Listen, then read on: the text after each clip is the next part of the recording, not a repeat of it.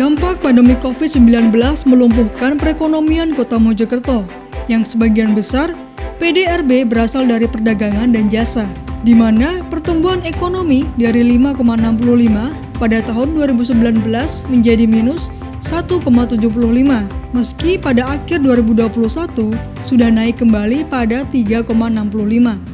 Hal ini juga terindikasi pada tingkat pengangguran terbuka pada tahun 2021 menjadi 6,87 dari tahun 2019 yang hanya 2,63. Kondisi ini memprihatinkan dan upaya penanggulangan telah dilakukan oleh pemerintah Kota Mojokerto terhadap seluruh sektor perekonomian daerah, bahkan sejak pandemi berlangsung beberapa bulan pada 2020. Demikian pula dengan koperasi yang diharapkan menjadi sokok guru perekonomian dan berperan aktif ikut menanggulangi dampak ekonomi COVID-19. Namun, dari 187 koperasi di Kota Mojokerto, hanya 19 koperasi dalam keadaan sehat, 78 keadaan cukup sehat, 32 dalam pengawasan, serta 58 dalam pengawasan khusus. Bagaimana koperasi dapat menjalankan perannya secara optimal untuk meningkatkan kesejahteraan dan perekonomian jika dalam satu daerah hanya 10,16% koperasi saja yang sehat?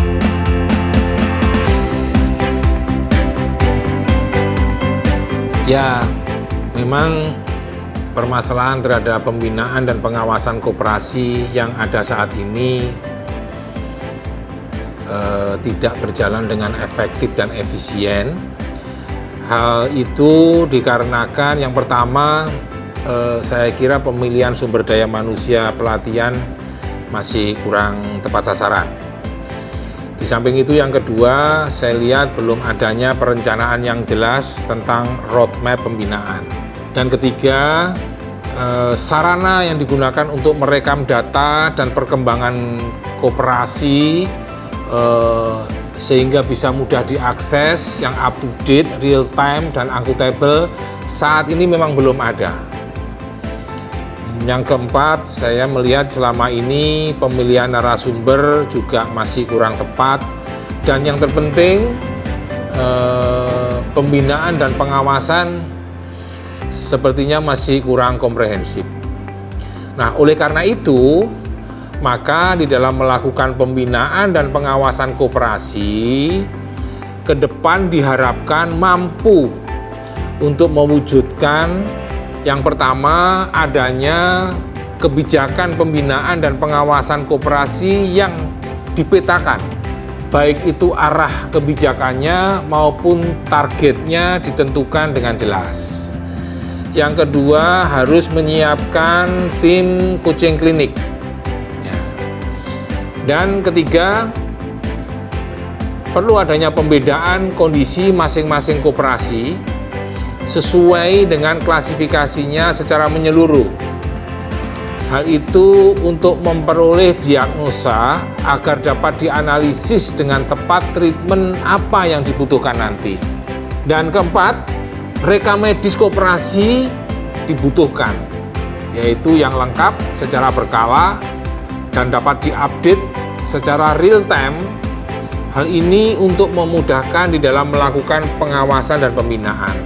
Dan terakhir, yang terpenting juga adalah payung hukum, di mana untuk memastikan bahwa pembinaan dan pengawasan yang dilakukan itu sudah sesuai dengan petunjuk teknis dan arah pengembangan koperasi.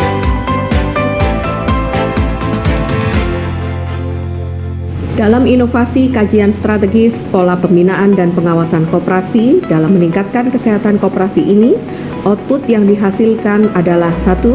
Roadmap kebijakan pengembangan koperasi, 2. Petunjuk teknis pembinaan dan pengawasan koperasi, 3. Aplikasi klinik Corona, 4.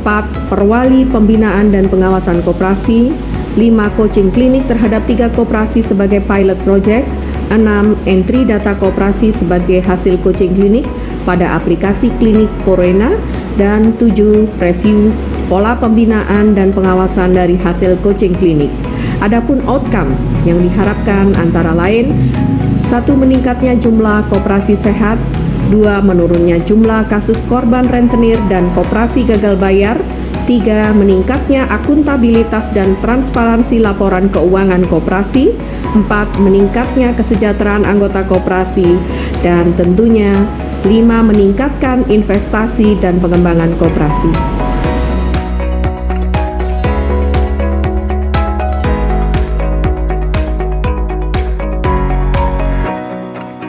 Assalamualaikum warahmatullahi wabarakatuh. Saya Nengita, Wali Kota Mojokerto.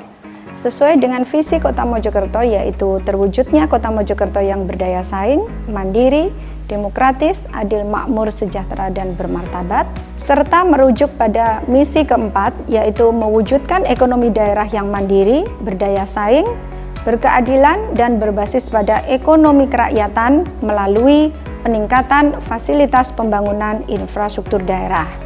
Maka, sebagai soko guru perekonomian Indonesia, koperasi merupakan elemen penting dalam mewujudkan visi dan misi Kota Mojokerto tersebut. Saya mengapresiasi perubahan metode pembinaan dan pengawasan koperasi melalui coaching klinik yang telah disusun juknisnya menjadi Perwali Pembinaan dan Pengawasan dengan dibantu aplikasi Klinik Corona.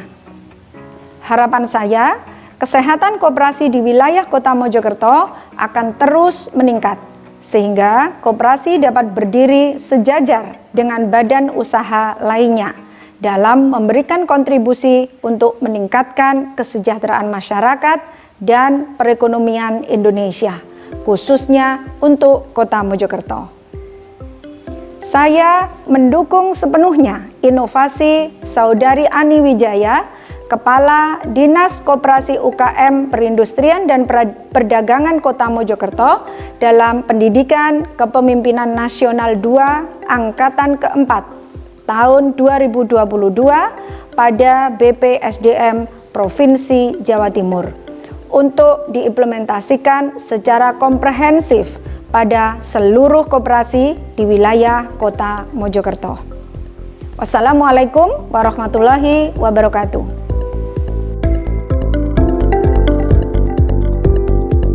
Saya Arisrinda Ristanti selaku Ketua Koperasi Wirakarya sangat mendukung pola pembinaan dan pengawasan koperasi yang ada di dalam petunjuk teknis yang telah disusun oleh Diskop UKM Perindah Kota Mojokerto.